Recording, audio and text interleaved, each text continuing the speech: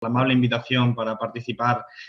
hoy aquí en este evento. Desgraciadamente, pues lo hacemos en estas circunstancias que nos obligan a que sea por videoconferencia y esto siempre le quita un poquito de valor en la medida en la que probablemente se pierdan algunos matices que son importantes también en la comunicación no verbal y que tengamos una dinámica, digamos, más activa, pero espero que pueda ser útil la intervención que voy a hacer y quisiera también agradecer la presencia a todas las personas que participan en este evento y también a las personalidades, porque si no me equivoco también están presentes el rector de la universidad y la consejera de Igualdad. Por lo tanto, el agradecimiento por la invitación, como decía anteriormente, por la presentación y sobre todo por la iniciativa. Yo creo que vivimos unos tiempos muy específicos, muy particulares, con una pandemia en este momento, una crisis económica derivada de la lucha contra esa pandemia y que se suman a elementos estructurales que ya venía asolando nuestro país, que sufrió hace 10 años una crisis económica de importancia, al tiempo que vivimos también pues, la necesidad de abordar otra serie de problemas institucionales, territoriales y sociales que están acumulados desde hace más tiempo. Esto nos obliga siempre a ser capaces de encontrar soluciones a esos problemas complejos, soluciones que necesariamente serán complejas, y creo que este tipo de iniciativas como las que estáis llevando a cabo son útiles. Son útiles y me consta que gran parte de los retos que acabo de citar, más otra serie de retos ecológicos, etcétera, y siempre transversalmente a la sociedad, pero muy específicamente para el sector de la juventud, van a ser tratados en estos eventos. Por eso yo quisiera centrarme en dos aspectos que dan pie a esta intervención y que tienen que ver con la materia con la que gestionamos desde el Ministerio de Consumo en estos momentos y que efectivamente tiene que ver con los juegos de azar. Sin embargo, no puedo dejar de constar que antes y previamente debemos situarnos en un contexto económico para comprender bien cómo la juventud atraviesa uno de los momentos más difíciles de las últimas décadas. Como colectivo, un colectivo por supuesto siempre heterogéneo, es un colectivo formado por diferentes grupos sociales en términos de clase social, de estratificación, pero desde luego como colectivo sufridor sin duda, muy específico de las dinámicas de crecimiento económico recientes y especialmente en materia laboral. Es decir, los mayores índices de precariedad, los mayores índices de falta de expectativas vitales, los mayores índices de ese tipo de situaciones se dan y se circunscriben muy bien, desgraciadamente, en el sector de la juventud. Y esto tiene que obligarnos a tomar medidas de políticas públicas destinadas a corregir esas dinámicas. Naturalmente, para nosotros, para el gobierno de coalición, para los espacios políticos progresistas de este país, es fundamental que vayamos hacia una orientación de proteger los derechos laborales que tienen que ser protegidos para poder luchar contra esa precariedad y que tienen que ir parejos a una modernización del sistema productivo. Una modernización del sistema productivo que es la que en última instancia puede significar un salto cualitativo que permita que la gente no se tenga que ver obligada a marcharse del territorio para encontrar un trabajo con buena remuneración y que al mismo tiempo se encuentre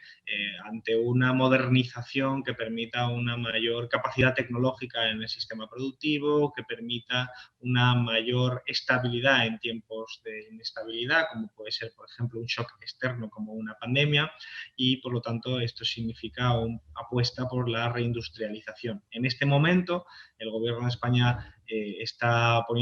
poniendo en marcha una serie de procesos de modernización, una serie de procesos de reindustrialización para hacer de la necesidad virtud, para que esta situación de pandemia pueda servir para que los fondos europeos más los presupuestos generales del Estado de este año más los venideros puedan servir como palanca de actualización de nuestro sistema productivo, permitiendo de esa manera que efectivamente no solo las relaciones laborales puedan estar más protegidas, sino que sobre todo y muy especialmente pues tengamos oportunidades laborales para el conjunto de la población y muy particularmente para los sectores que ahora sufren unas tasas de desempleo verdaderamente dramáticas. Todos somos conscientes de que las tasas de desempleo son inaceptables en este nivel en el que nos encontramos ahora. sí, está claro que no son los niveles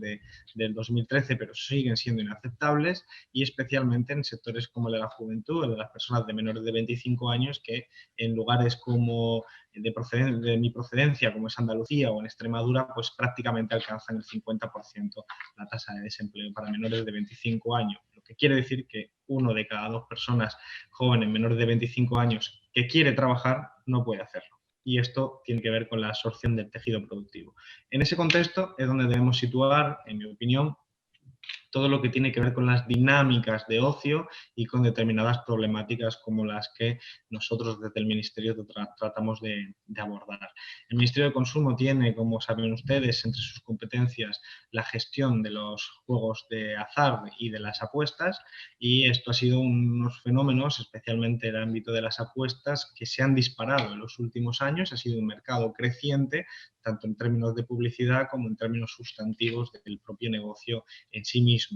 El juego siempre ha existido en nuestro país desde la edad moderna, desde lo que tenemos constancia, por supuesto. Es un 85% de población la que afirma haber jugado en el último año, pero claro, la tipología del juego es muy abierta. Tenemos desde las loterías de Navidad que se acercan ahora en fecha para la semana que viene hasta las apuestas. Para entenderlo, la ley establece una diferenciación entre juego reservado, el llamado juego reservado, que incluye la ONCE y loterías, y el llamado juego privado. Pero quizás la diferenciación más útil para la población y para comprender bien la problemática a la que estamos haciendo referencia sea el tipo de juego y cómo funciona. Si es un juego de premio diferido o si es un juego de prácticamente premio inmediato, porque tienen una incidencia distinta, asimétrica, en función de a qué tipo de juego estemos haciendo referencia. Por ejemplo, una lotería de Navidad en la que uno compra un boleto en verano, incluso en septiembre o en octubre, y va a comprobar si le ha tocado o no en diciembre, se llama juego diferido. Está diferido en la compra del boleto, la compra del ticket, la compra del décimo, de la comprobación de si hay premio o no hay premio, y eso tiene menos riesgo de generar comportamientos perniciosos que en la otra modalidad de juego, que es la de juego inmediato, en la que evidentemente, como en el sistema de apuestas, la comprobación de si te ha tocado el premio o no te ha tocado el premio es mucho más inmediata, es prácticamente instantánea. Por ejemplo, cuando alguien apuesta durante un evento de fútbol quién va a meter el siguiente gol o quién va a hacer la siguiente falta, en un partido de fútbol, por ejemplo, ese premio lo vas a comprobar si te ha tocado o no te ha tocado de manera prácticamente inmediata, y eso introduce un elemento de sesgo, de consumo compulsivo, que está en la raíz de la mayoría de los problemas que nosotros tenemos monitorizados. Esto es importante porque esta modalidad de juego, la de las apuestas, se ha desarrollado de forma espectacular en los últimos años, ha tenido una visibilización material muy clara con el despliegue de los llamados salones de juegos o casas de apuestas en nuestras ciudades, pero también tiene su versión online, que está complementada porque normalmente el perfil del jugador de un salón de juego es un perfil de una persona que se sociabiliza, y ahora hablaremos de ello, en ese espacio, pero que después puede acudir a su casa a seguir jugando. No todos los que juegan desarrollan comportamientos patológicos, pero desde luego el comportamiento patológico que se desarrolla como consecuencia de ese consumo compulsivo tiene unas derivadas muy peligrosas, tanto psicológicas como desde luego económicas y sociales. Vemos muchos casos de resquebrajamiento de relaciones familiares porque ya hay casos extremos en los que directamente se llega al robo porque estamos ante un fenómeno ya clínicamente de ludopatía. Todos estos procesos se derivan de este fenómeno. Es su derivada, digamos, más vinculada a la salud pública, pero hay otra serie de derivadas vinculadas al aspecto social. Desde luego, uno puede tener la intuición de que este tipo de juegos tienen una vinculación especial con la juventud, y así es, pero desgraciadamente además es así de manera creciente. Por ejemplo, el año pasado el 40% de los nuevos jugadores eran personas entre 18 y 25 años. Este porcentaje ha ido creciendo año tras año. Esto quiere decir que la industria, los operadores de juego, están concentrando su actividad de atractivo hacia el negocio en los sectores jóvenes. En los casos referenciados en el ámbito territorial por ejemplo, en comunidades autónomas, refieren a que las estrategias de despliegue de las casas y salones de apuesta tienen a veces un sesgo muy claro dirigido hacia centros escolares o hacia lugares donde las tasas de natalidad o de presencia de gente muy joven, hablamos de 15 años en adelante, son importantes. Por supuesto, el juego está prohibido para menores de edad. Esto es importante señalarlo. Y en el ámbito del juego online hay una serie de requisitos técnicos que imposibilitan en gran medida, en grandísima medida, que se produzca un fraude. Pero no ocurre tanto así cuando en un salón de apuestas o casa de apuestas presencial nos encontramos ante la circunstancia de que suelen ser establecimientos donde hay una persona que hace las funciones de camarero y de control de acceso. Cuando se produce la entrada de un grupo de personas jóvenes en una cantidad considerable, se produce, claro, un desincentivo a que esa persona que está trabajando probablemente pues, en unas condiciones importantes de precariedad, pues no pueda controlar directamente las diferentes edades y por lo tanto hay muchos casos referenciados por la policía, por las autoridades y también por reportajes de periodistas que han demostrado que hay un incumplimiento importante de los controles de acceso por parte de menores, de la manera que se está permitiendo que menores participen en este tipo de procesos. En general, se normaliza, por lo tanto, una actividad que tiene consecuencias, como he dicho, sanitarias, pero que tiene consecuencias también sociales. Voy por este lado. Creo que es el lado quizás más importante y más difícil de abordar. Es el lado de la naturaleza social del problema. Yo lo suelo trasladar de la siguiente manera.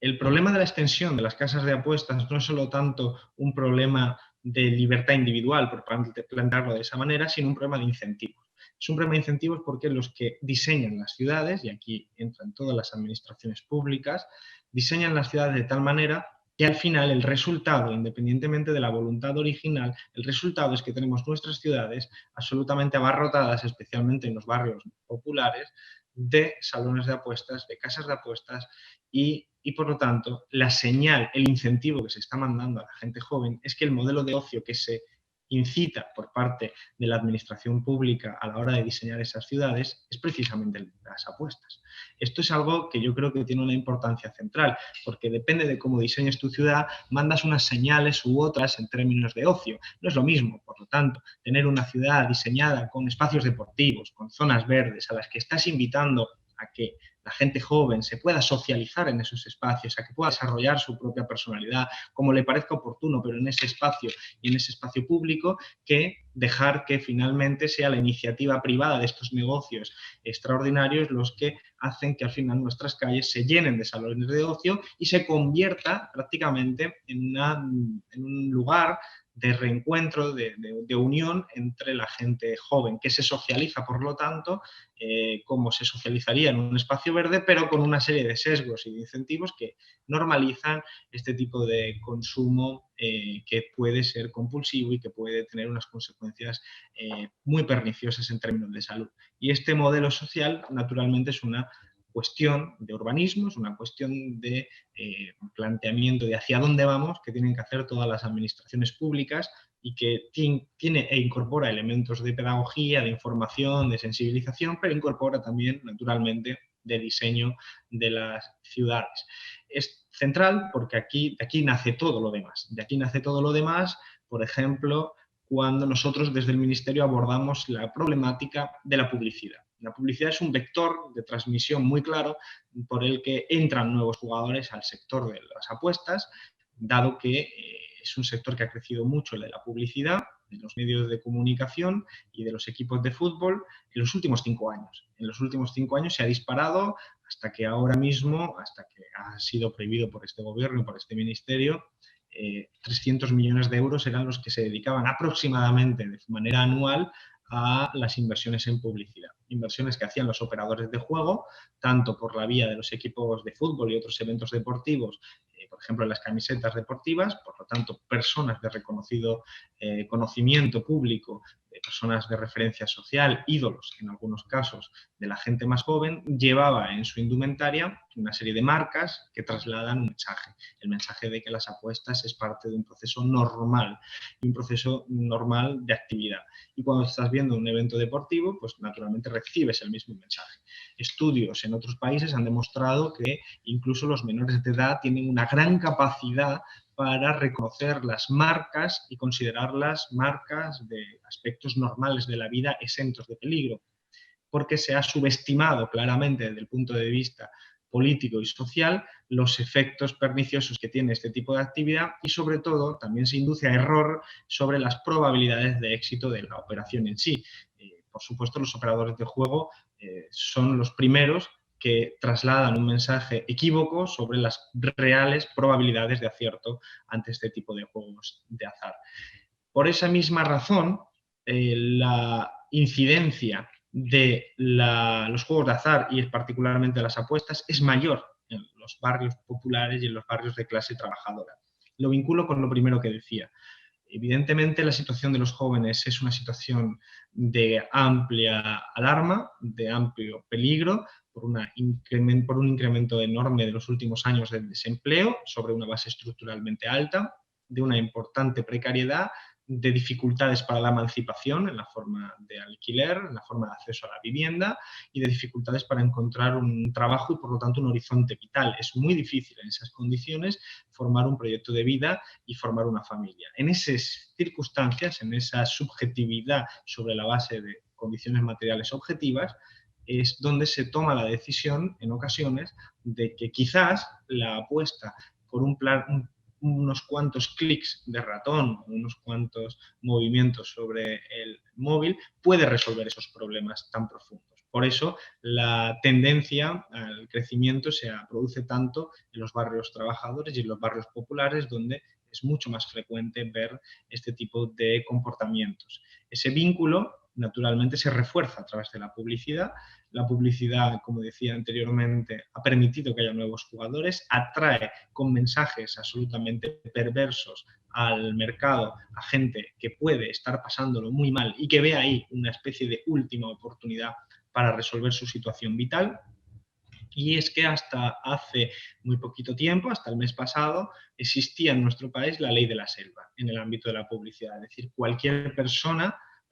operador de juego podía colocar cualquier tipo de mensaje en cualquier tipo de soporte publicitario a cualquier hora. Esto quiere decir que si un operador de juego quería decir a un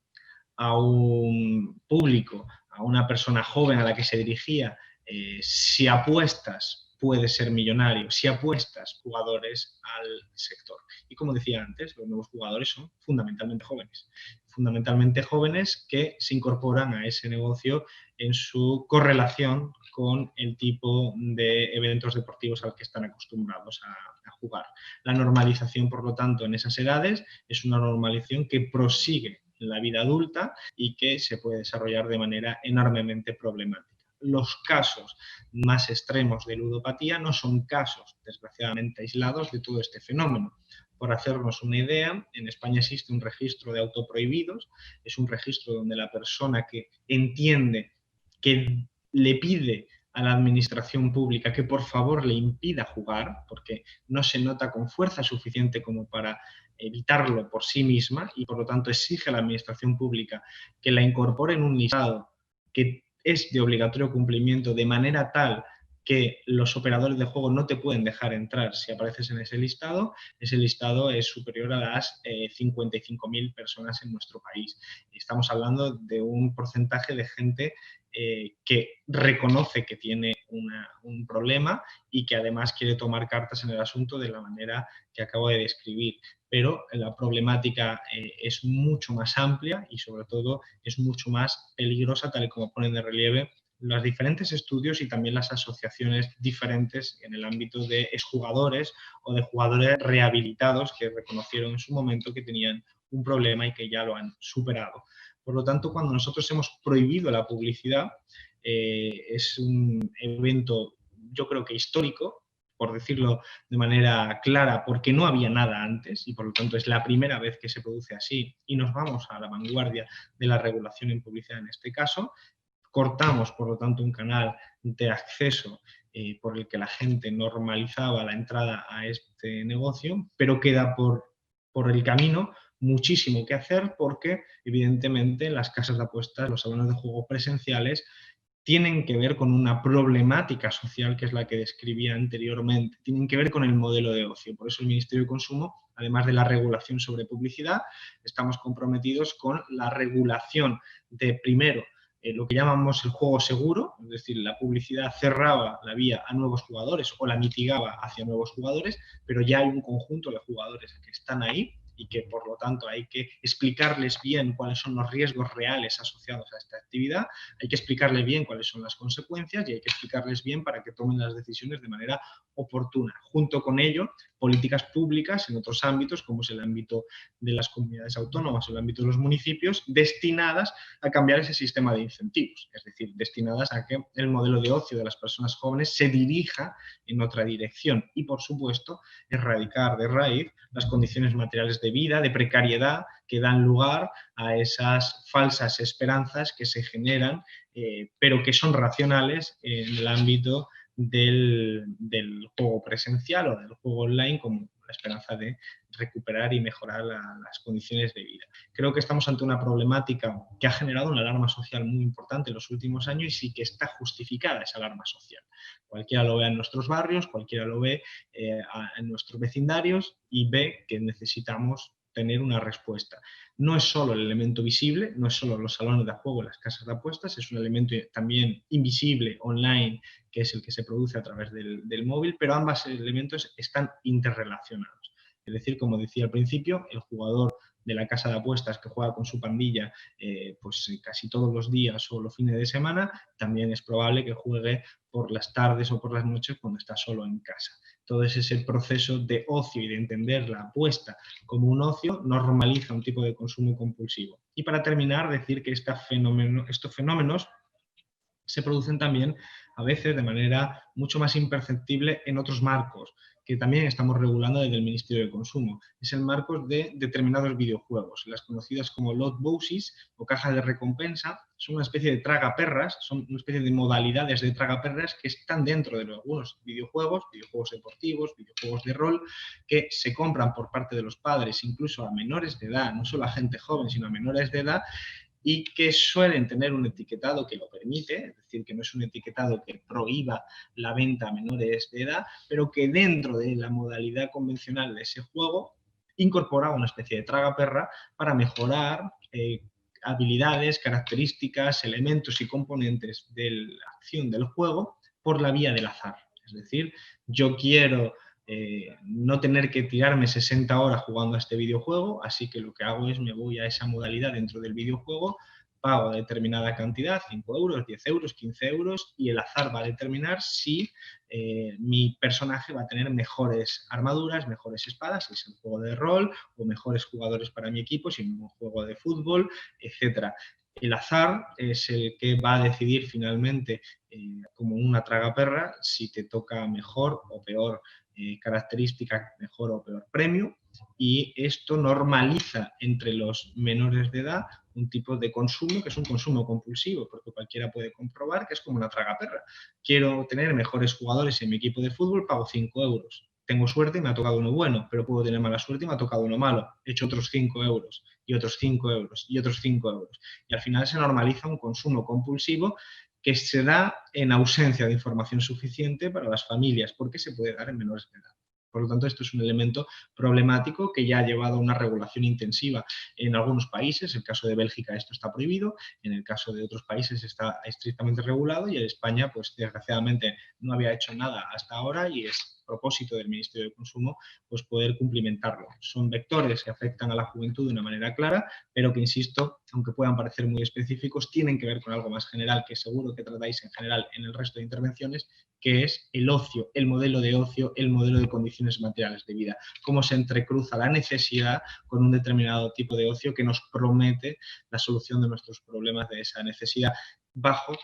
un negocio que naturalmente crece de manera espectacular. No ha sido fácil llegar a esta regulación que hemos hecho solo con la publicidad, este primer paso tan importante. El sector, el ecosistema de esta actividad incorpora actores tan importantes como medios de comunicación, que son los que recibían la financiación para poder poner la publicidad,